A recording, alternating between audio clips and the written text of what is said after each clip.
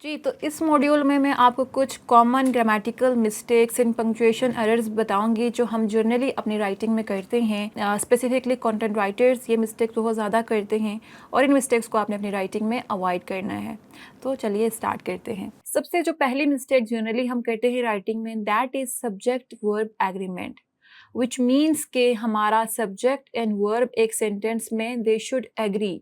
Means अगर आप singular subject use कर रहे हो तो उसके साथ सिंगुलर वर्ब आनी चाहिए, एंड अगर आप प्लूरल सब्जेक्ट यूज कर रहे हो तो verb will also be plural. Now let's explain it this with examples. Singular subjects क्या होते हैं? When one person, the person who is performing is singular. Subject होता क्या है इन सेंटेंस में? सब्जेक्ट वो पर्सन होता है जो पर्सन कोई भी चीज परफॉर्म कर रहा है उसको हम सब्जेक्ट कहते हैं। For example, if I say कि he is reading the book, तो he here is a subject and is the verb, and reading is also the verb. Reading is kind of action जो वो कर रहा है, reading the book is the action. So he, she, it, for example, the other singular words like the dog, a book, a cat, these are singular verbs. Likewise, अगर आप किसी का नाम लोगे सिंगल पर्सन का, जिस तरह से हम कहें Ali is reading the book, so Ali is one person, it is also singular subject. So in singular subjects के साथ वर्ब भी सिंगुलर आएगी। अब सिंगुलर वर्ब्स क्या होती हैं? फॉर एग्जाम्पल, रन की बजाय आप रन्स लिखोगे जो सिंगुलर सब्जेक्ट्स के साथ आते हैं। ईट की बजाय आप ईट्स लिखोगे, एंड देन इज आप यूज करोगे। अगर आप आई भी लिख रहे हो तो आई के साथ हमेशा एम आता है। So you want say the dog bark loudly. Bark क्योंकि यहाँ पे सिंगुलर वर्ब नहीं है, वो will say the dog barks loudly. Verb के साथ एस आएगा to make it singular. Then plural subjects के साथ आपकी प्लूरल वर्ब आएगी। प्लूरल कौन से होते हैं? They, we, dogs, books. In short जहां पे परफॉर्म करने वाला सिंगल पर्सन ना हो बल्कि दो या दो से ज्यादा लोग हो। तो they means there are multiple people. We also means there are multiple people. Dogs means there is one than more dog. Books means there is more than one book.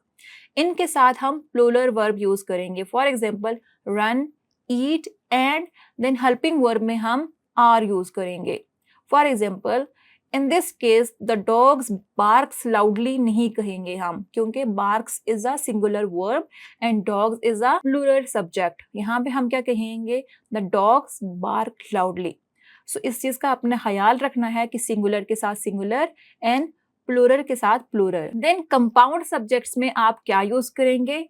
Compound subjects में भी हम usually plural verb ही use करते हैं। For example, जब subjects the word and से join हुए हों, फॉर एग्जांपल अगर आप लिख रहे हो the dog and the cat, तो मीन्स यहाँ पे दो सब्जेक्ट्स आगे हैं, one is the dog and one is the cat. Likewise if we say Ali and Hasan, तो यहाँ पे भी सब्जेक्ट्स में दो पर्सन आगे हैं, अली एंड हसन।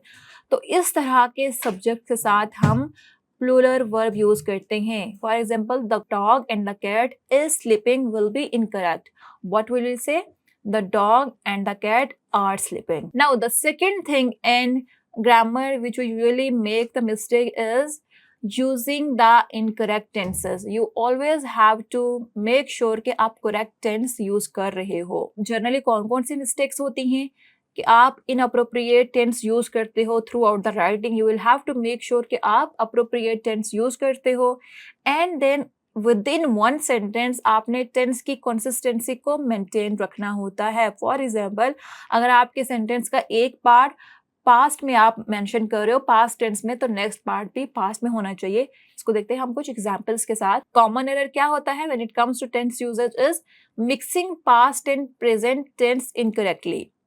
जब भी आप स्पेसिफिकली किसी इवेंट को बयान कर रहे होते हो, उनको नरेट कर रहे होते हो जो एक सीक्वेंस में हुए होते हैं, तो आपने मेक श्योर करना है कि आप वर्ब्स जो टेंस में यूज कर रहे हो वो करेक्ट यूज कर रहे हो। They should reflect the order of actions. For example, अगर आप कहना चाह रहे हो कि he finished his work and then sends it to his boss. Now here we have mixed up past and present tense. He finished his work is past tense, लेकिन and then sends it to his boss is present tense. तो अगर हमने ये कहा कि he finished his work in past, we will also say that he sent it to his boss in past. So the correct sentence will be he finished his work and then sent it to his boss. This will be correct. Likewise, अगर हम कहते हैं कि he finishes his work and then sends it to his boss, तो ये correct होता। फिर हम ये नहीं कह सकते थे he finishes his work and then send it to his boss. So make sure कि within a sentence या within a story जब आप नरेट कर रहे हो जो एक लॉजिकल सीक्वेंस में आ रही है, तो आप करेक्ट टेंस को यूज करें। किसी पास्ट इवेंट को डिस्क्राइब कर रहे हैं तो उसमें पास्ट टेंस को ही आप यूज करेंगे, ना कि प्रेजेंट को। अक्सर हम टेंसेस के सीक्वेंस को भी इनकरेक्टली यूज करते हैं। मीन्स ज्यादातर कहाँ पे होता है? कंडीशनल क्लासेस में, जहाँ पे हम द वर्ड इफ यूज करते हैं, वहां पे भी हमने इंश्योर करना होता है कि द इफ वाली जो क्लास है और जो फॉलोइंग उसकी क्लॉज है उसमें टेंसेस हम सेम यूज कर रहे हैं। For example, if we have to say if I knew you are coming I will prepare dinner, it will be wrong, क्योंकि if I knew here is past tense, so following sentence के parts में भी past tense ही आना चाहिए। So what will be the correct? If I knew you were coming, I would prepare the dinner, right? हमने कहा if I knew, अगर मुझे पता होता you were coming, आप आ रहे हैं, I would prepare dinner, मैंने डिनर तैयार कर लिया होता। So अगर हम एक पार्ट में if के साथ past tense यूज करें तो नेक्स्ट में भी past ही आएगा। The third mistake in tense usage we usually make is the incorrect use of present tense for past events. अगर आपने past events को डिस्क्राइब करना है तो आप उसमें past tense को ही यूज करेंगे, ना कि present tense को। present tense को हम जो current actions होते हैं उनको डिस्क्राइब करने के लिए यूज करते हैं। जो past में हो चुके हैं, ठीक है, जो कल हुआ है, कल से पहले हुआ है, उसको हम पास्ट में डिस्क्राइब करते हैं। For example, you want say last week he buys a new car, because buys is present tense. अगर उसने लास्ट वीक में कार बाय की तो we will use the second form of buy which is bought. Last week he bought a new car. इसी तरह से आप जब भी किसी पास्ट इवेंट को डिस्क्राइब करोगे तो आप उसमें पास्ट टेंस ही यूज करोगे। So these are two common grammatical errors that we make in writing. Next video में मैं आपको कुछ और ग्रामेटिकल मिस्टेक्स बताऊंगी जो हम यूजुअली अपने राइटिंग में करते हैं और उनको कैसे आपने अवॉइड करना है।